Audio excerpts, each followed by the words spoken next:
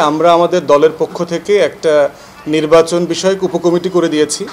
তারা যেখানে যেখানে আমাদের সংগঠন আছে এবং প্রার্থী দেওয়ার মতো অবস্থা আছে সেখানে দলের ভিতরে ওপেন সার্কুলার করে দেওয়া হয়েছে কারা কারা নির্বাচন করতে চান। এই উপকমিটি এখন প্রার্থী আবেদন সংগ্রহ করছে, যাচাই বাছাই করবে। আমরা ধারণা করছি যদি একা নির্বাচন করতে হয় মিনিমাম 35 থেকে 50 জন ক্যান্ডিডেটকে আমরা ফিল করব, কারণ আমার দলের যে সাইজ সক্ষমতা এটা বিবেচনাতে আর কি। আর দ্বিতীয়ত হচ্ছে জোটের রাজনীতিটা এখনও শুরু হয় নাই। একটা জোট অলরেডি আছে বিএনপি এবং যুগপথ, এবং তারা ঘোষণা করেছে ক্ষমতায় যাবার পরে তারা হচ্ছে জাতীয় ঐক্যমতের সরকার করবে। ইন প্রিন্সিপাল আমরা এখনও এই ধরনের সরকারে যোগ দেওয়ার পক্ষে না, কারণ আমরা বোধ করছি যে বিএনপি ক্ষমতায় যাবার পর তার বিরোধী দল কে হবে, তাকে সংসদে জবাবদিহিতা কে করবে। 270-80 সিট সবাই মিলে যদি আপনার একটা সরকারি দল হয়ে যায়, এই দল সাধারণত দুনিয়ার ইতিহাস বলে তারা ডিজাস্টার করে, তারা অথরিটেরিয়ান হয়ে যায়, তারা দলেরও ক্ষতি করে, দেশেরও ক্ষতি করে। তাই আমরা বোধ করছি যে বাংলাদেশের আগামী রাজনীতিতে একটা সিরিয়াস ক্রেডিবল অপোজিশন দরকার, এবং সেটা বিএনপির পক্ষ হয়ে না, বরং হচ্ছে আমরা বোধ করি যে আমাদের ঐক্যমতের জায়গাটা হচ্ছে জাতীয় স্বার্থ। ফ্যাসিবাদ বিরোধী আন্দোলনের সব জায়গাতে আমরা একসাথে আছি, কিন্তু সংসদে ক্রেডিবল অপোজিশন না থাকলে সংসদ ফাংশনাল হবে না।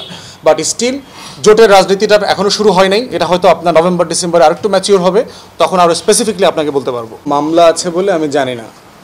একটা বিষয় হচ্ছে যে আওয়ামী রেজিমের প্রেসিডেন্ট হিসাবে তার বৈধতার প্রশ্ন এর আগে আমরা তুলেছি যে একটা অবৈধ সংসদ বৈধ প্রেসিডেন্টের জন্ম দিতে পারে কিনা, এটা একটা পলিটিক্যাল কোশ্চেন।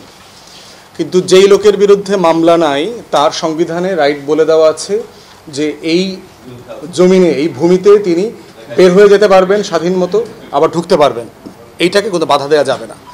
দ্বিতীয় কথা হচ্ছে ইন প্রিন্সিপাল আমি রাজনৈতিক নেতাকর্মী প্রজাতন্ত্রের কর্মচারীদের বিদেশে চিকিৎসা নেওয়ার বিপক্ষে।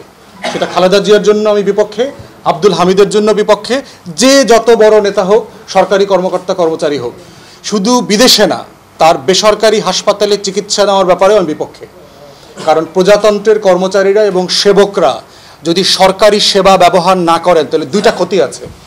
একটা ক্ষতি আছে, এই প্রতিষ্ঠানগুলোর উপরে জনগণের কোনোদিন আস্থা তৈরি হবে না, কারণ তারা মনে করবে আমার যদি শান্তিতে মরতে হয় আমার মাউন্ট এলিজাবেথে গিয়ে মরতে হবে, নাহলে ব্যাংককে গিয়ে মরতে হবে। সদর হাসপাতালে মরলে আমার ইজ্জত থাকবে না, পরকালে গিয়ে আমি আল্লাহর কাছে কি বলবো যে তুমি এরকম একটা বড় নেতা ছিলা কিন্তু একটা গরিব হাসপাতালে গিয়া মরলা, তুমি একটা বড় লোকের হাসপাতালে গিয়া মরবা না, তখন প্রশ্ন উত্তর সওয়াল জবাবও কঠিন হয়ে যাবে। তো সেই জন্য ইন প্রিন্সিপাল আমি এটা মনে করি যে সেবা বাড়ানোর জন্য এটা করা দরকার। দ্বিতীয়ত যেটা ক্ষতি সেটা হচ্ছে যে প্রতিষ্ঠানগুলোর সার্ভিস ডেভেলপ করে না।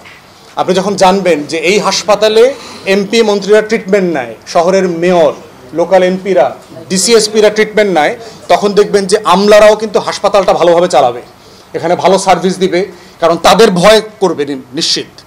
অতএব এই দুইটা কারণে ইন প্রিন্সিপাল আমরা মনে করি যে এই বিদেশে চিকিৎসা নেওয়ার এই কালচারটা বাদ দিতে হবে। এটা আইন করে করা যাবে না, এটা একটা নৈতিকতার প্রশ্ন। ইন প্রিন্সিপাল এই পজিশনটা নিতে হবে পলিটিশিয়ানদেরকে। আর এই হাইপটা হচ্ছে আমার কাছে মনে হয়েছে যে বাংলাদেশে আননেসারি কিছু হাইপ তোলা হয়, অযৌক্তিকভাবে তোলা হয়, অপ্রয়োজনে তোলা হয়, এবং আপনাদের প্রচুর মিডিয়ার ওয়ার্কিং আওয়ার নষ্ট হয় আর কি। এছাড়া আমি এখানে এর ভিতরে কোনো বেনিফিট আমি দেখি নাই।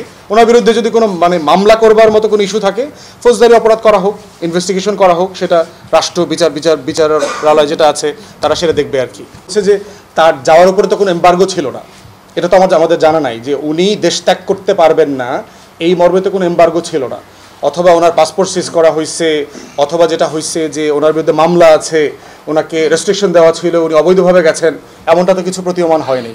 তাহলে যদি কারো চাকরিচ্যুত করা হয় তাকে ক্ষমা চাইয়ে তার চাকরি ফেরত দিতে হবে এবং তাকে কম্পেনসেট করতে হবে, ক্ষতিপূরণ দিতে হবে রাষ্ট্রের পক্ষ থেকে। স্বাস্থ্য উপদেষ্টা, সহকারী স্বাস্থ্য উপদেষ্টা দুজনের সাথে কথা বলেছি। যথেষ্ট ডাক্তারের ঘাটতি আছে, তারা ইতিমধ্যে আমাকে জানিয়েছে 3000 ডাক্তার নেবেন, এবং প্রায়োরিটি ভিত্তিতে বরিশালে উপজেলা স্বাস্থ্য কমপ্লেক্স এবং জেলাতে আপনাদের সদর হাসপাতাল এবং শেরেবাংলা মেডিকেলে কনসালটেন্ট এবং ডাক্তার দেবার যেই প্রস্তাবনা আছে সেটা তারা সিরিয়াসলি বিবেচনা করছে। বরিশাল মেডিকেলের আরেকটা বড় জায়গা দেখলাম, আপনার একটা বিশাল ভবনের অর্ধেক হচ্ছে আপনার একটা ব্যাংকে, মেঘনা ব্যাংক নামক একটা ব্যাংকে ভাড়া দিচ্ছে। হাসপাতালের ভবনে ব্যাংক ভাড়া দেয়, এইটা আমার জানা ছিল না। হাসপাতাল করা হয় ওয়ার্ড করার জন্য, কেবিন করার জন্য, রুগীদের ট্রিটমেন্ট করার জন্য, এবং সেটা দিয়েছে নামমাত্র মূল্যে। কারণ এখানে হাসপাতালের যিনি সাবেক পরিচালক ছিলেন আর মেঘনা ব্যাংকে চাকরি দেওয়ার একটা বিশাল লেনদেন হয়েছে এখানে। অতএব আমরা অন্তর্বর্তীকালীন সরকারকে বলছি, স্বাস্থ্য উপদেষ্টাকে বলছি, মেঘনা ব্যাংক এখান থেকে ইমিডিয়েটলি নোটিশ দিয়ে সরাই দেবেন। এখানে ক্যাবিনেট হইতে হবে, ওয়ার্ড হইতে হবে। রুগীরা হাজার হাজার রুগীরা এখানে সেবা পায় না, রাস্তায় শুয়ে থাকে, তারপরে ফ্লোরে শুয়ে থাকে, টয়লেটের সামনে শুয়ে থাকে। সেখানে আপনি মেঘনা একটা কর্পোরেট কোম্পানিকে মাত্র নামমাত্র মূল্যে ভাড়া দিয়েছেন। যে ভাড়াটা হওয়া দরকার 2 লক্ষ টাকা, সেটা 20,000 টাকা ভাড়া দিয়েছে। অতএব আমরা সিরিয়াসলি দাবি করছি এটা করতে হবে, এবং স্বাস্থ্য উপদেষ্টাকে আমি নিজে গিয়ে ওই কথাটা এখন বলবো যে আপনারা এটা সিরিয়াসলি দেখবেন এবং এখানে স্বাস্থ্য সেবাটাকে কীভাবে প্রায়োরিটাইজ করা যায় সেটা করতে হবে। ডেঙ্গুর প্রকোপ বেড়ে গেছে, আপনারা বলছেন, আমরাও পত্রিকায় দেখলাম, প্রয়োজনে এখানে ইমার্জেন্সি ভিত্তিতে ডেঙ্গু ইউনিট করা হোক, যেন আমার রুগীরা বরিশালের যারা আছেন তারা যেন এই সেবাটা এনশিওর করতে পারেন।